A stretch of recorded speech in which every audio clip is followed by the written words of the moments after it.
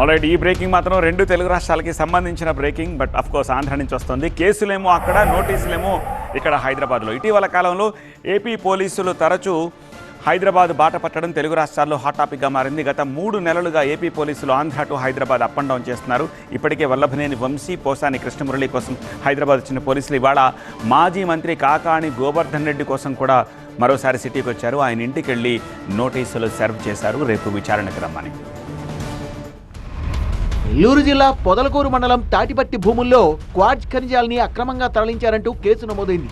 కేసులో A4గా ఉన్న వైసీపీ నేత కాకాణి గోవర్ధన్ రెడ్డికి పోలీసులు నోటీసులు ఇచ్చారు. సోమవారం నెల్లూరు రూరల్ డీఎస్పీ కార్యాలయంలో విచారణకు హాజరు కావాలని ఆదేశించారు కానీ కాకాణి విచారణకు వెళ్లలేదు. కాకాణి గోవర్ధన్ రెడ్డి విచారణకు హాజరు కాకపోవడంతో ఆయన కోసం పోలీసులు హైదరాబాద్ వచ్చారు. నగరంలోని కాకాణి ఇంటికి వెళ్లిన పోలీసులు గోడకు నోటీసులను అంటించారు. ఆయన బంధువులకు కూడా నోటీసులను అందజేశారు. కాకాణి మంగళవారం విచారణకు రావాలని నోటీసులు ఆదేశించారు పోలీసులు. ఇప్పటికే మైనింగ్ కేసులో బెయిల్ కోసం ఏపీ హైకోర్టులో పిటిషన్ దాఖలు చేశారు కాకాణి.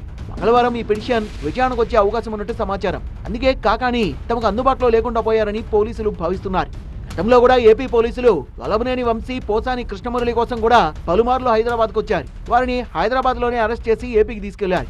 ఏపీ పోలీసులు ఇలా తరచూ హైదరాబాద్ చుట్టూ చక్కర్లు కొట్టడం చర్చనీయాంశమవుతోంది.